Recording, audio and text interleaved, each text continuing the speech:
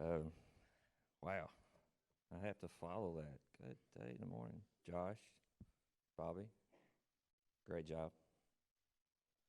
Um, I probably won't bore you guys too much with my past as far as so far back because I got a few years on these other guys, so we don't have all day. But what we'll start back is how long we've been here since South Forks, probably about 18 years, I guess. But I will tell you guys real quick how I met my wife, since we're doing that. Um, Met her at Walmart. Yeah, so you can find anything you need at Walmart.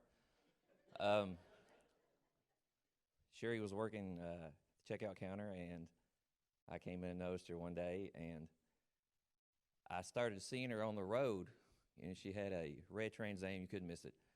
Summersville is like 700 people, so it kind of stood out like a sore thumb. And I started connecting the dots. I'm like, that's that girl from Walmart, you know. So next thing I know, I'm going in and I'm starting to notice which register she's in, and then I make sure I go through that line, right? So I found myself going through Walmart and buying all kinds of stuff that I didn't need. I remember calling mom, "Hey, you need anything at Walmart before I come home?" You know. So one day I remember writing her a check to pay for my stuff. Had the cash.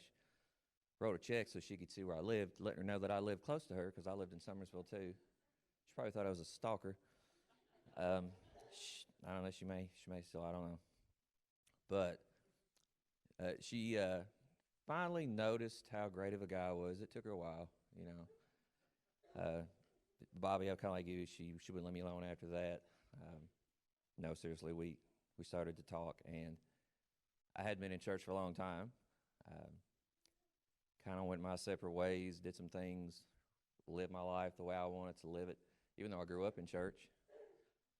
And she's like, "Hey, we're going to this church," and they hadn't been coming along. Her and her parents, they'd been coming to this church long. She's like, "We go to South Fork and Hodgenville." I'm like, "That's too far for me." And she's like, "Well, why don't you come?" And I'm like, "Nope, nope." You know, and I'm like, I grew up in a small church, small country church. We probably had 30 people most, right? That was a high attendance, 30, 40 people. And I'm like, I'm not coming. Well, this is how she suckered me. Her mom and dad did the youth program. And she's like, "I think mom could really use your help on Wednesday nights." And all of a sudden I felt like, that's when I found that God had put this thing inside of me to serve. I had no idea at the time, but I'm like, "Oh, you need help? That's different, you know."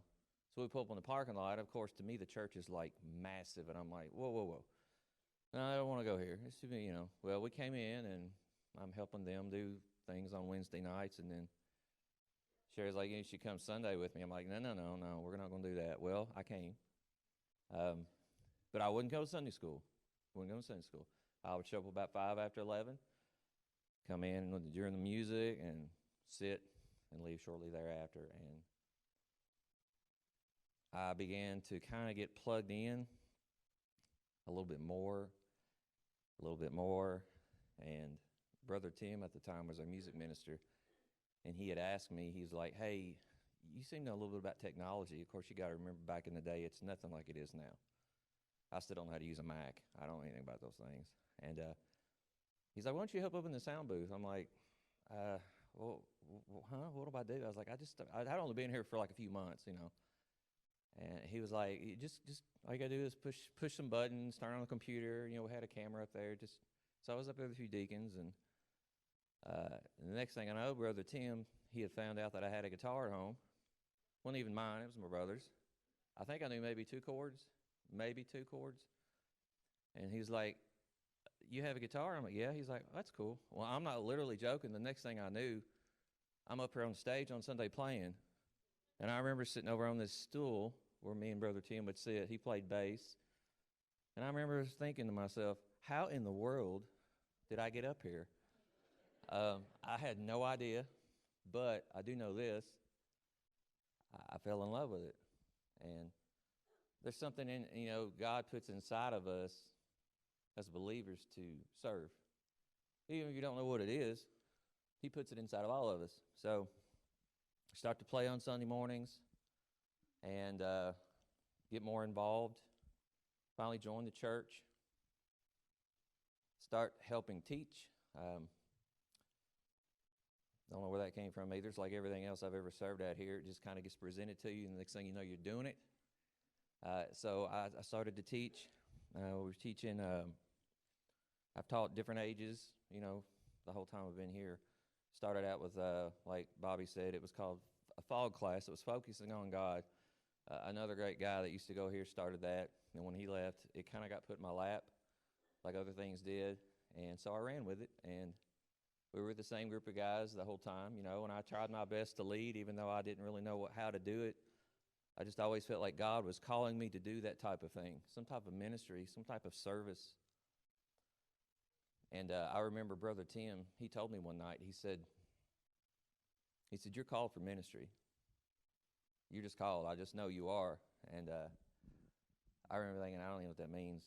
I was like, you mean thinking like I'm going to preach one day? Because I'm like, no, that's never going to happen. I'll never stand on stage with a mic.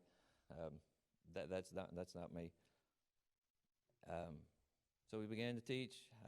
Still played music. I still do it today. But it was something that I never really thought about doing until God just said, this is where I want you to serve. So I've always been obedient to that idea of serving wherever God puts me.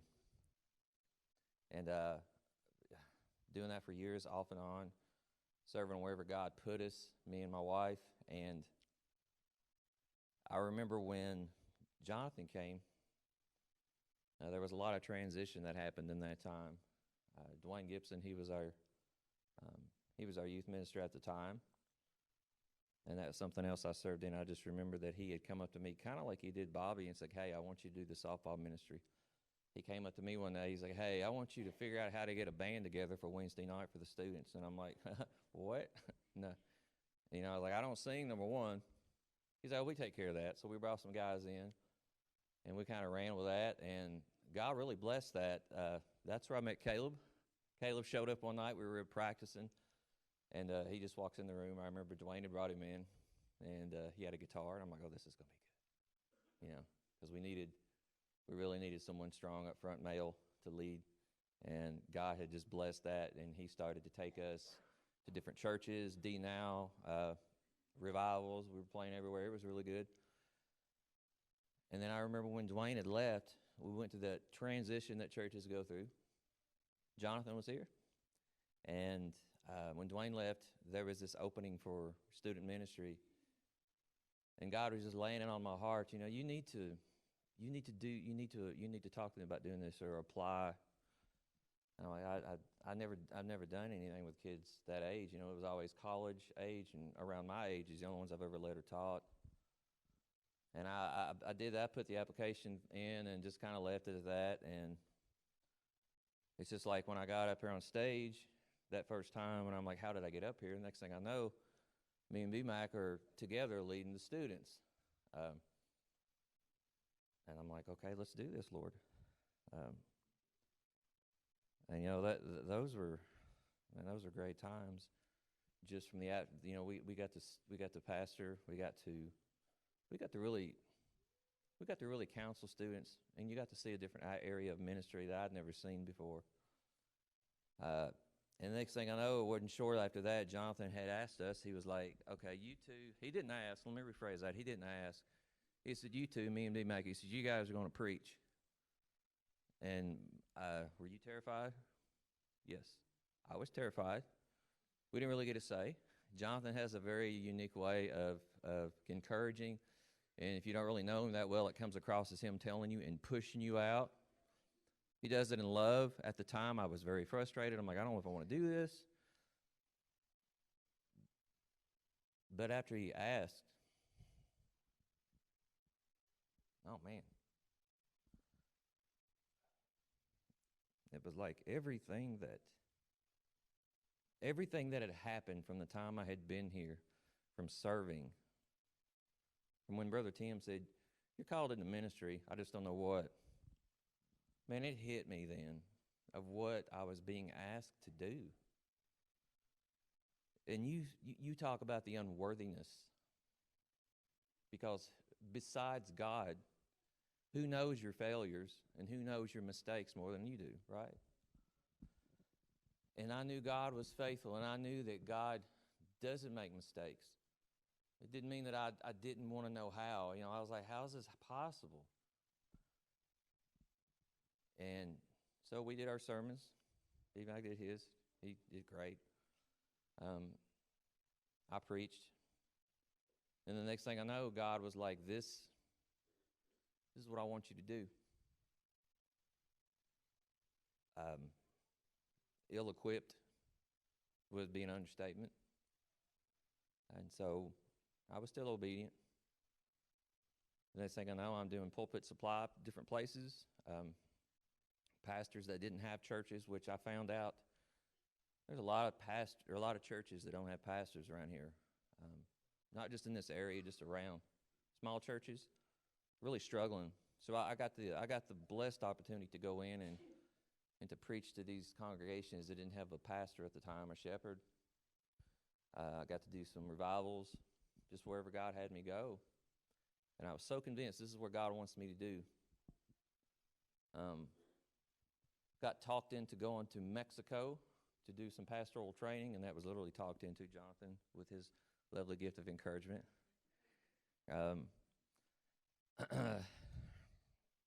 Almost backed out of that, and looking back, it was all excuses of why I didn't want to go. But I went. Me and Scott Clements went with Tony Steele, Reaching and Teaching Ministries. And right before I left, me and Sherry had a fight, which if you've been married for any longer than 2 weeks, you know that's going to happen. I didn't know the significance of that argument. I didn't know the significance of the things that she has been going through in her heart about our marriage, about my heart. So I get back from Mexico. Jonathan tells me, he's like, hey, why don't you come by the office to talk about the trip and some other things. We talked about the trip for a few minutes, but we talked about the other things longer, because when I got there, Michelle was there, Caleb was there, Jonathan was there, Brittany was there, and I'm like, you ever seen that show Intervention? It was an intervention. It really was. And I'm like, okay, I know you guys didn't just show up to hear about Mexico, and Jonathan's like, nope. No, we didn't. Your wife has some serious concerns about you, about your marriage. And listen, I know my marriage wasn't great. I really knew that it wasn't the best. Didn't know why. Didn't think it was that big of a deal.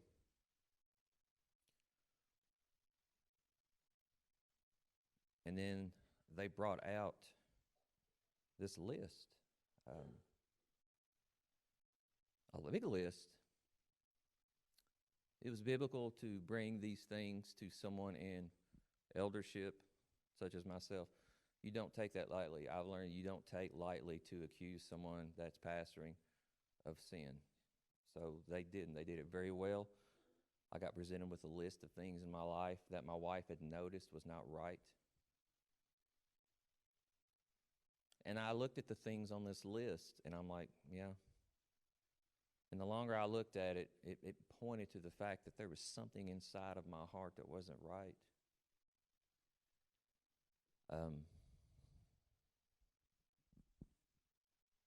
Jonathan said, these are serious things, but more importantly, it's showing that there's something not right inside. So what happened was I was stripped. It was taken away. Any type of ministry. I wasn't a pastor anymore. No Sunday school teaching. No music. And you got to keep in mind, this is something that I had done since I've been here, was to serve. That's what I knew to do. No one had to tell me that. I knew from the beginning that you come into a church, there's needs and you serve. And it was at that time I realized I had been basing my identity off of a servant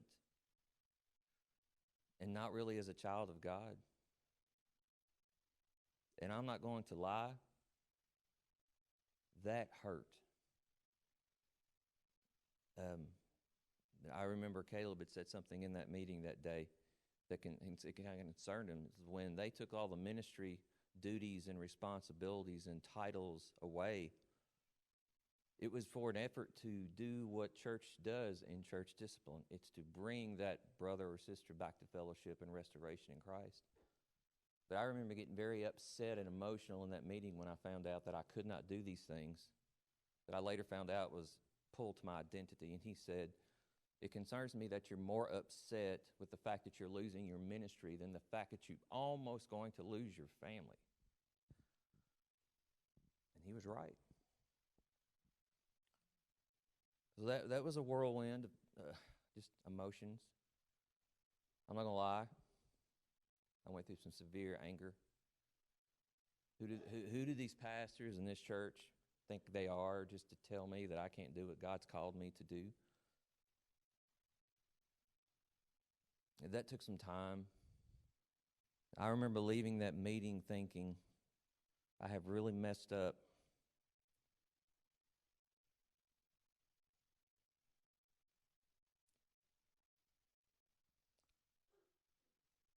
I remember getting home a few days later and being there alone. And I remember exactly what Josh talked about. I remember nowhere that I wanted to go other than my knees. And keep in mind, I'm still struggling with this fact that I'm not anything that I thought I was called to be. It's all gone. So I'm at a place where I'm trying to figure out, God, if you've called me to these things, why? Why would you let these, and this is what I said at the time, why would you let these men take this away from me? And I hit my knees, and I remember just pouring out my heart to God in a way that I haven't done for as long as I can remember. And I had a decision to make.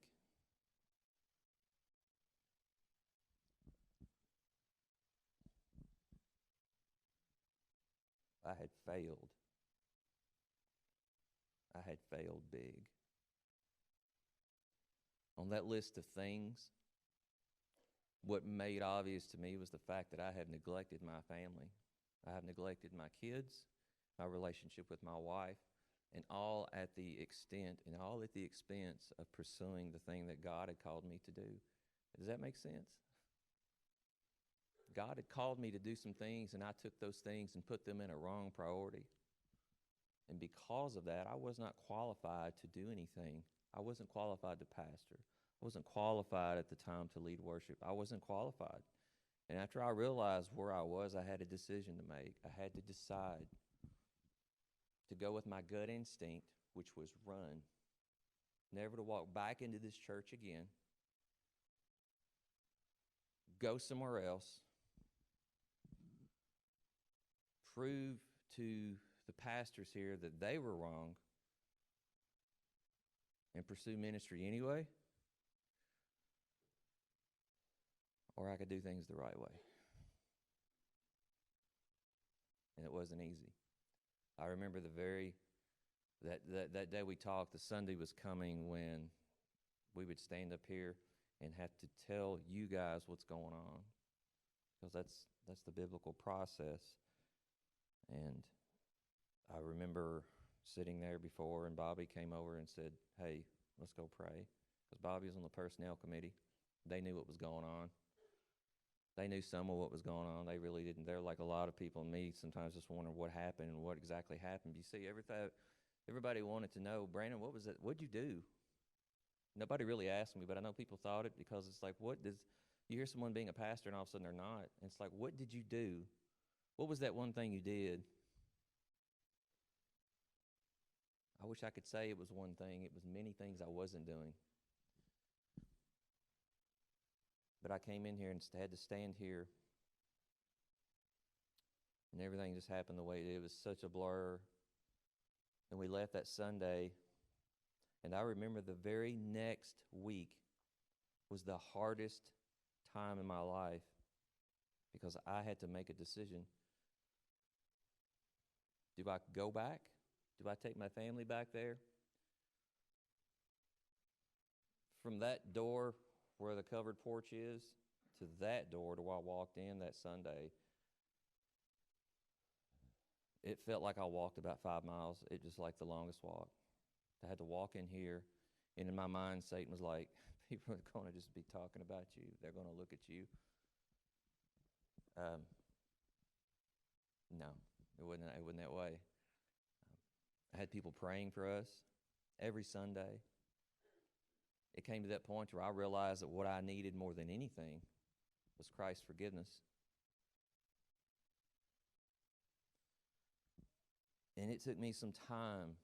It took me some time not to instinctively want to try to gather back everything that I felt like I had taken from me, ripped from me. And once I got over that, and it wasn't easy, guys. It was not easy. It was the hardest thing I've ever had to do in my life, is to keep coming back where I messed up and to owe up to what had happened and the repercussions. You see, the repercussions was not just my family. It was my church family. It was my brother right here that I let down.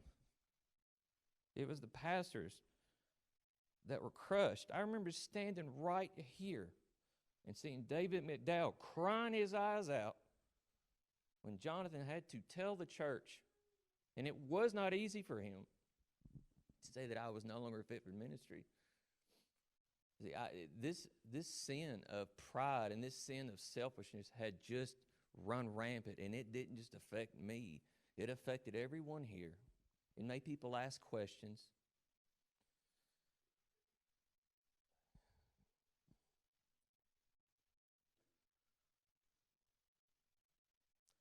And then I realized that what I needed to do was worry about and focus on was my family.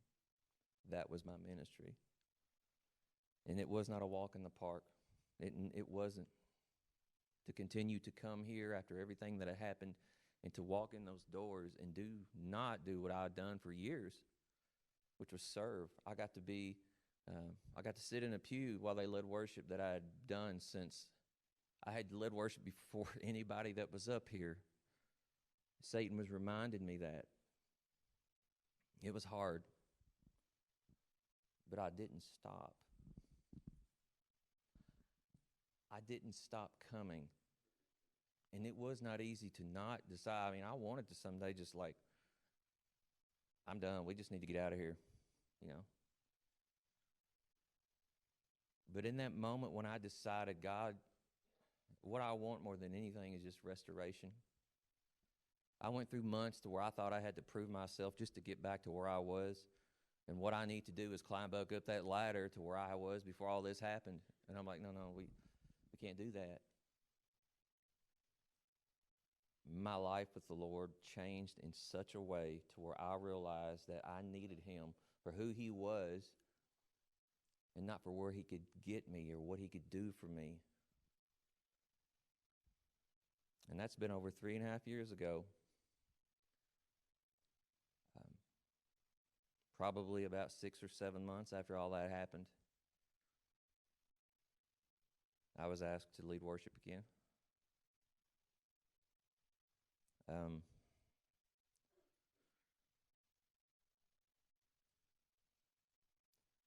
I never saw that coming. And I'll be honest with you, when it happened, I was a little hesitant because Satan loved to tell me how much I was unworthy. Satan loved to tell me how unworthy I was to do the things I was doing before, but now he had a lot of ammunition. This is in Psalm 71. He says, "You who have made me see many troubles and calamities will revive me again. From the depths of the earth you will bring me up again. You will increase my greatness and comfort me again. I will also praise you with the harp of your faithfulness, O my God. I will sing praises to you with the lyre, O Holy One of Israel. My lips will shout for joy when I sing praises to you. My soul also, which you have redeemed.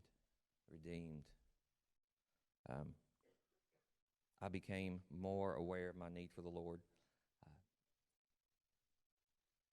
Last year, well, maybe even longer than that, it's been such a blur. I was asked to help teach Sunday school again. Another thing that I didn't feel worthy to do, but God said, I'm calling you for it. I'm still calling you for it. Do it. And then last year I was nominated to be a deacon. What? You know, like, I was like, this is, you know, it was humbling to say the least. The one thing that's changed that God did through all this was humility. Because someone told me this the other day, God has two plans, either A, humility, or B, humiliation. I got the first one out of the way. And trust me, don't go that way. So it has to be a deacon. So I'm in the process of deacon in training as we speak. But listen, this is not about me. God has been faithful to restore what was taken away by myself, by my unqualification. About 9 months ago, God put it on my heart again. Brought it back to the front. You're called to ministry. You're still called.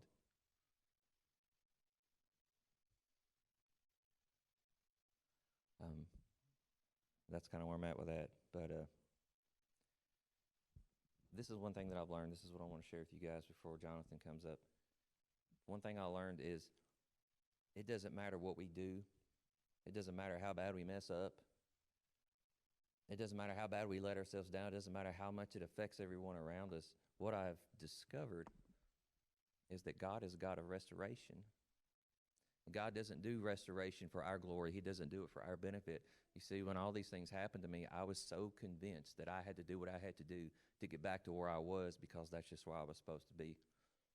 And God had said, well, I want to show you where you were lacking. And I'm telling you now from experience, and my wife was here, she would tell you too, I'm not perfect yet, and I never will be. What I've learned is to put things in order. You see, I had even the good things that God had called me to do, the ministry, preaching, pastoring, whatever. Those are things that God had given me to do, but what I did, I took those things and I put them at this level to where they should have never been.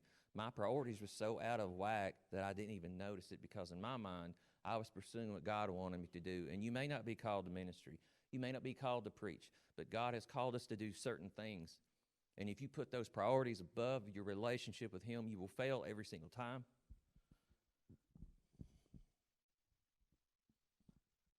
And now we're here at Men's Sunday. I want to talk to the men for a second. What we do as men, and if you're married, what we do as husbands, and if you have kids, what we do as fathers, they're impossible without the strength of God. If you're listen, I'm just going to be frank with you this morning. I don't know where you are in your walk with the Lord, men. I don't know. I don't know if you're in a pattern of sin. I don't know if there's something in your life that you struggle with. I don't know if there's something in your life that Satan likes to tell you because of these things, that you are not worthy to do the things that God has called you to do. And that goes into being a good father and a good husband. But I'm here to tell you right now that if you try to fight that battle alone, you will fail every single time. One thing I have learned is if I don't pray, and listen, I'm not talking like reading my devotional, reading my Bible, and then bowing my head, just putting my hand. No, I'm talking on my knees, face on the ground, begging God for the strength to do the things He's called me to do. If I don't do those things, I will fail. You will fail. Being a man is not easy. Being a husband is not easy. Being a father is not easy. It's not on your own strength. And if you don't have the strength that God has promised to give you, if you do not ask Him for wisdom, if you do not prioritize that relationship with Him, if you don't make Him the only reason that you are living on this planet, everything else will fail. Ask me how I know. So wherever you are, whatever you're struggling with, let it go. I urge you this morning, come to God. Ask for restoration because He is faithful to give it to you. Men, this is not easy. What we do as husbands, what we do as dads, what we do as called children of God, it's simple, but it's not easy. Your walk with the Lord is paramount to the success of the things that He has called us to do.